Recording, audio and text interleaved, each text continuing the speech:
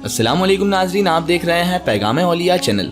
लाखों करोड़ों दुरूद व सलाम हुजूर पाक सल्लल्लाहु ताला अलैहि वसल्लम पर और उनकी आले पाक पर।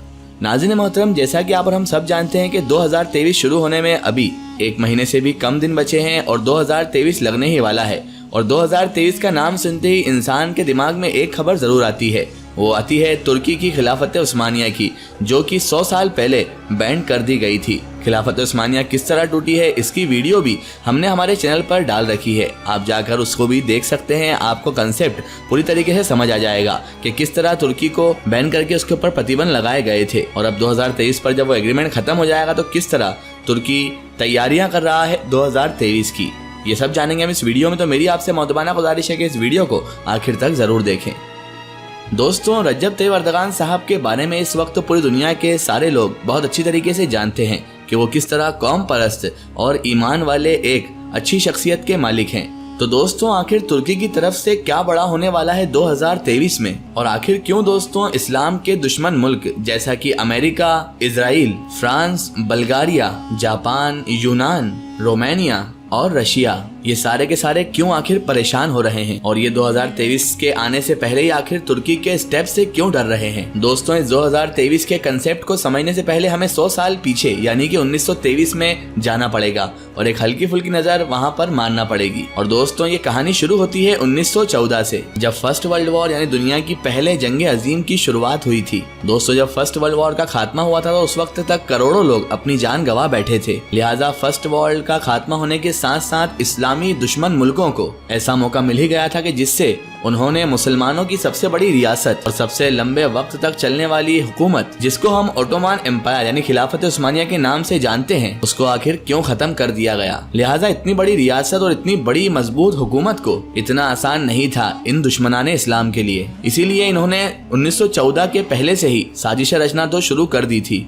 दोस्तों, खिलाफत उस्मानिया के अंदर उन सलेबी लोगों ने अपने ही गद्दार लोग और अपने ही जासूसों को पहले से ही बिठा रखा था। जिन लोगों ने भी अर्तुगरुल गाजी सीरियल देखा है वो लोग इस बात को बहुत अच्छे से जानते होंगे किस तरह सलेबी लोगों ने साजिश करके मुसलमानों में अपने लोगों को पैवस्त कर रखा था। दोस्तों, जब ये एक सल्तनत उस्मानिया यानी ओटोमान एम्पायर हुआ करती थी तो उस समय उस खिलाफत को कमजोर करने के लिए हमारी इस दुनिया में जितने भी दुश्मन हुआ करते थे वो जंग लड़ने के लिए सामने नहीं आया करते थे, क्योंकि उनको इस बात का पता था कि मुसलमानों को हराना इतना आसान नहीं है। लिहाजा हमेशा से ही वो लोग वही काम किया करते थे जो अर्तुगरुल गाजी सीरियल में भी दिखाया गया है। दोस्तों, यानी अंदरूनी तौर पर वो लोग गद्दार लोगों को खरीद लिया करते थे या फिर खुद के आदमियों को जासूस बनाकर मुसलमानों में भेज दिया करते थे और उस सल्तनत को कमजोर कर दिया करते थे। और दोस्तों, खिलाफत उस्मानिया के टाइम पर भी हुआ यही था। दोस्तों, 1923 में जब तुर्की के खुद के लोगों ने ही गद्दारी की और उनके जो नाम निहाद मुसलमान जासूस भरे हुए थे यानी ईसाई और यहूदियों के लोगों ने अपनी चालबाजी के जेरे असर सल्तनत उस्मानिया को 1923 में बहुत ज्यादा कमजोर कर दिया था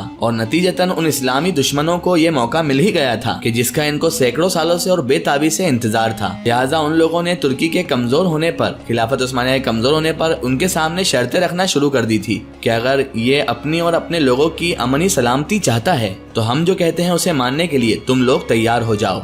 लिहाजा सूरत हाल ऐसी थी कि तुर्की के पास कबूलियत के अलावा और कोई रास्ता था ही नहीं, उसे मजबूरन ये एग्रीमेंट कबूल करना पड़ा। लिहाजा इन तमाम बातों के नतीजे में खिलाफत उस्मानिया और इस्लामी दुश्मनों के बीच एक मुआहिदा हुआ। इस मुआहिदे को हम लोज़ान के नाम से भी जानते हैं। दोस्तों, लोज़ान एक शहर का नाम है और ये शहर नीदरलैंड में मौजूद है। दोस्तों, इस एग्रीमेंट में, इस मुआहिदे में वो शर्तें रखी गई थी जिसके जेरे असर पूरी तुर्की को, खिलाफत उस्मानिया को पूरी तरह से कमजोर कर दिया गया था। और स्पेसिफिक उन्होंने तुर्की देश पर तो बहुत ज्यादा कानून आयत कर दिए थे और तुर्की को आने वाले सैकड़ों साल के लिए यानी करीबन 100 साल के लिए तबाह बर्बाद करके रख दिया था। लिहाजा अगर हम साफ लफ्जों में कहें तो इस्लाम के तमाम तर दुश्मनों ने तुर्की को इस मुआहिदे के जरिए से इन तमाम शर्तों को पेश नजर रखकर 100 साल के लिए एक पोल में बांधकर उन्होंने फेंक दिया था। लिहाजा अब वो तुर्की जो पहले बहुत ज्यादा ताकतवर हुआ करता था वो एक ऐसा मुल्क बन गया था जो कुछ भी नहीं कर सकता था सिवाय लाचारी और बेबसी के।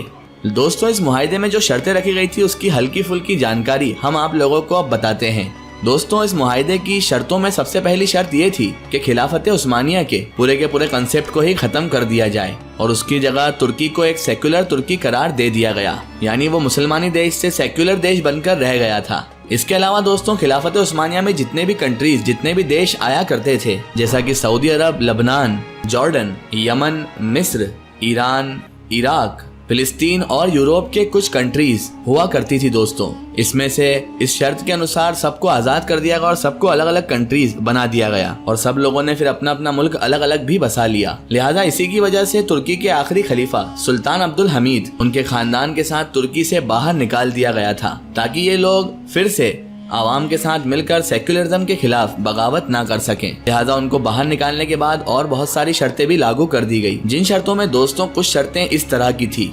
दोस्तों ये तो पूरी दुनिया ही जानती है कि तुर्की की जमीन में बहुत ज्यादा तेल है, जो उसको आयात माली के तौर पर तुर्की को बहुत ज्यादा मजबूत कर सकता था। आज दुबई, सऊदी अरब, ओमान, यमन, ओमान जैसी बहुत सारी कंट्रीज हैं जो तेल के दम पर ही बेतहाशा दौलत की मालिक हैं। और तुर्की देश भी दोस्तों तेल के दम पर बहुत ज्यादा ऊपर जा सकता था इन 100 सालों में, लेकिन इस पर पहले ही ब्रेक लगा दिया गया 1923 में। और दोस्तों वो शर्त ये थी कि तुर्की अपनी जमीन से 100 सालों तक तेल नहीं निकाल सकता है।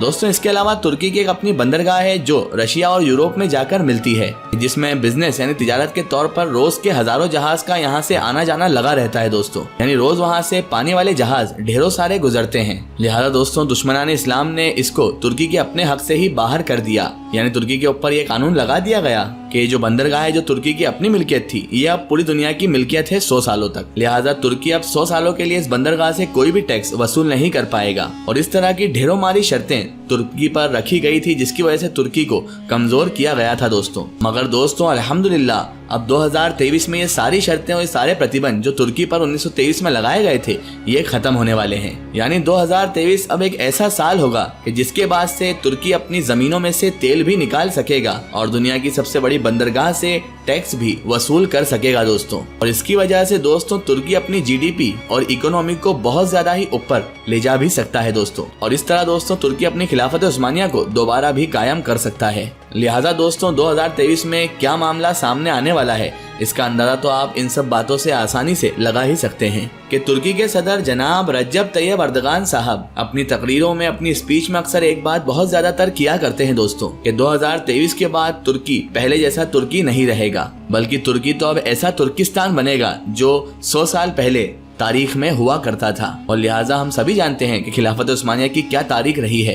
खिलाफत उस्मानिया अर्तगरल गाजी सरदार के लिए और उनके बेटे उस्मान साहब के लिए बहुत अहमियत रखती थी और उन्हीं से निकल कर आई थी। वो तुर्की की सल्तनत ही थी जो एक छोटे से कबीले यानी कि काई कबीला, जो कि अर्तगरल साहब का कबीला था, इन लोगों ने ही इसकी बुनियाद रखी थी। और पूरी दुनिया में इन्होंने इस्लाम का परचम बुलंद किया था और इस्लामिक सबसे बड़ी सल्तनत कायम कर दी थी। लिहाजा सबसे बड़ी अहम बात तो यह है कि यूरोपियन कंट्रीज जैसे अमेरिका, फ्रांस, बल्गारिया, यूनान, जापान, रोमानिया, युगोस्लाविया, यूके और रशिया जैसे न जाने कितने ही इस्लाम के दुश्मन मुल्क हैं, उन लोगों को फर्क नहीं पड़ता, उनको भी टेंशन नहीं होती अगर रजब तैयब अर्दगान साहब तुर्की के सदर ना होते। लेकिन दुश्मनों के लिए सबसे बड़ी दिक्कत की बात तो यही है दोस्तों कि 2023 आने के साथ साथ सबसे बड़ी मुश्किल तो यही है कि अब तुर्की के सदर जनाब रजब तैयब अर्दगान साहब ही हैं, जो कि एक मुसलमान होने के साथ साथ ईमानी और इस्लामिक जबरदस्त सोच भी रखते हैं कि जिनका नजरिया खुद ये है कि इस्लाम नहीं तो कुछ भी नहीं और इस्लाम है तो सब कुछ है। लिहाजा यही वजह है कि इस्लामी दुश्मन लोग अभी से ही तुर्की के खिलाफ साजिश रचने लगे हैं और 2023 के डर से तुर्की को इन तमाम चीजों से रोकने की कोशिश कर रहे हैं, लेकिन वो नाकाम होंगे। कई ढेरों कोशिश उन्होंने इन सालों में की है, लेकिन अभी तक वो नाकामयाब रहेंगे और इंशाल्लाह 2023 तमाम आलम इस्लाम के लिए बहुत अच्छा साबित होगा। आप इस बारे में अपनी क्या राय रखते हैं हमें कमेंट सेशन में जरूर बताएं। आखिर में अल्लाह तबारक व तआला से यही दुआ है कि अल्लाह पाक रसूल खुदा सल्लल्लाहु तआला अलैहि व आलिहि वसल्लम के सदक़े तुफ़ैल इस्लाम का बोल बाला अता फरमाए और तमाम आलम इस्लाम को सरबुलंदी अता फरमाए। आमीन सुम्मा आमीन। सुनाज़िन आपको वीडियो कैसी लगी हमें कमेंट में जरूर बताएं और हमारे चैनल को सब्सक्राइब करना ना भूलें। इस वीडियो को ज़्यादा से ज़्यादा शेयर करें और इसे तमाम इंसानों तक जरूर पहुँचाएं। सो फिर आज होते हैं आपके लिए एक और बेहतरीन वीडियो के साथ, तब तक के लिए खुदा हाफिज़, अस्सलामु अलैकुम।